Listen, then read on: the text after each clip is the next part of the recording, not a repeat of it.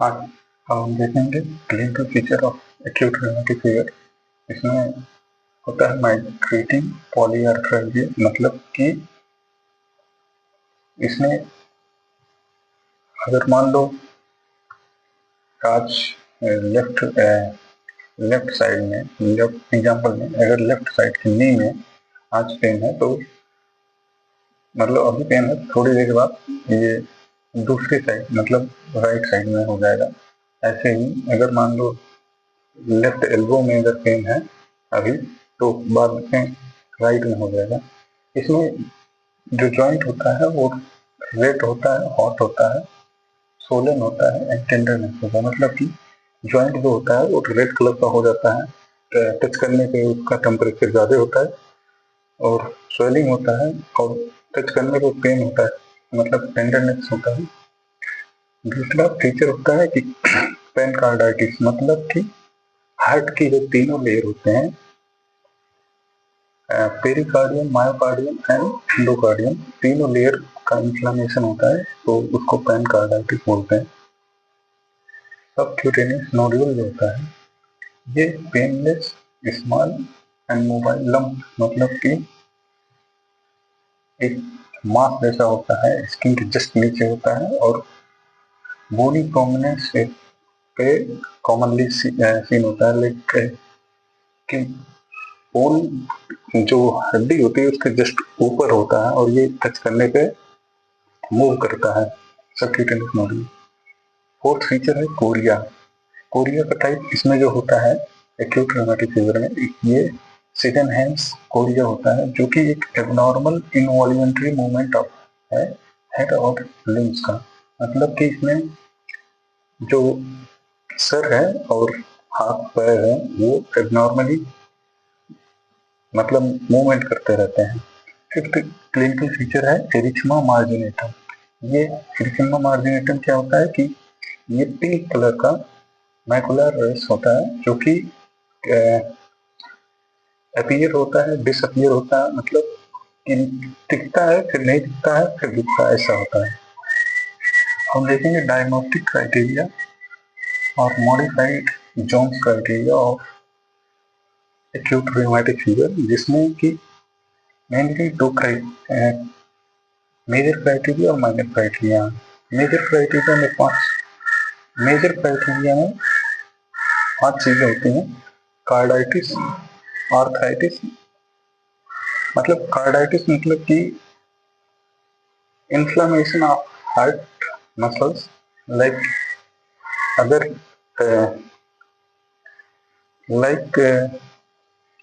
Pericardium, myocardium और endocardium.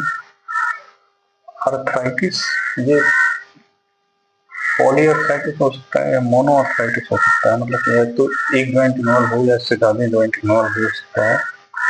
पॉलीआर्थराइडिया, उसके बाद कोरिया होता है, एरिथमा मार्जिनेटम होता है, सबक्यूटेनियस नोड्यूल होता है। ये मेजर क्राइटेरिया है। माइनर क्राइटेरिया में आता है एर्थराल्जिया, जो कि मोनो आर्थराल्जिया होता है या पॉलीआर्थराल्जिया। आर्थराल्जिया मतलब आर्थराइटिस और आर्थराल्जिया में डिफरेंस ये होता है कि आर्थराइटिस है उसमें जॉइंट का इन्फ्लामेशन होता है, जबकि आर्थराल्जिया जो होता है उसमें जॉइंट में पेन होता है बस। इसमें आर्थराल्जिया में इन्फ्लामेशन नहीं होता है जॉइंट का। हाइपरपायरेक्सिया सेकेंड क्राइटेरिया है। हाइपरपायरेक्सिया, इसमें टेम्परेचर 38.5 डिग्री सेंटीग्रेड से ऊपर होता है, या ESR होता है, erythrocyte sedimentation rate more than 60 mm पर आवर्स हो जाता है। CRP लेवल जो होता है मोर देन 3 मिलीग्राम पर डेसीलीटर हो जाता है। और प्रोलॉन्ग PR इंटरवल, मतलब कि जो ECG निकालते हैं उसमें PR इंटरवल जो होता है वो बढ़ जाता है अगर रूमेटिक फीवर है। तो ये है डायग्नोस्टिक क्राइटेरिया। अब हम देखेंगे कि हम कंक्लूड कैसे करेंगे कि अभी पेशेंट को एक्यूट रूमेटिक फीवर है। तो उसमें अगर कोई 2 मेजर क्राइटेरिया, इन पांचों में से कोई 2 मेजर क्राइटेरिया अवेलेबल है तो डायग्नोस्टिक पॉजिटिव है।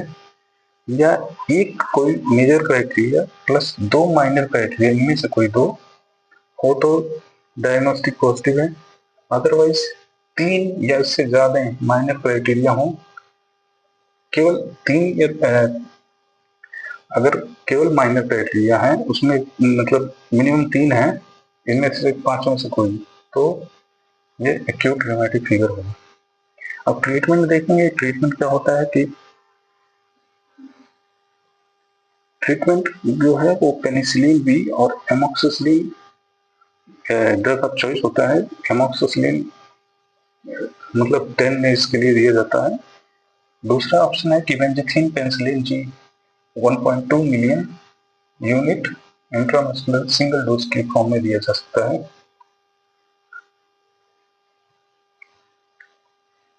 और प्रिवेंशन मतलब कि एक्यूट रूमेटिक फीवर किसी को है, हो गया है, तो उसका प्रिवेंशन मतलब उसके कॉम्प्लिकेशन ना हो या एक्यूट रूमेटिक फीवर डेवलप ना हो, तो उसके लिए प्रिवेंशन के जो 2 लेवल होते हैं, प्राइमरी प्रिवेंशन और सेकेंडरी प्रिवेंशन। प्राइमरी प्रिवेंशन में ये होता है कि अगर किसी को सोर थ्रोट है तो उसको प्रॉपर एंटीबायोटिक ट्रीटमेंट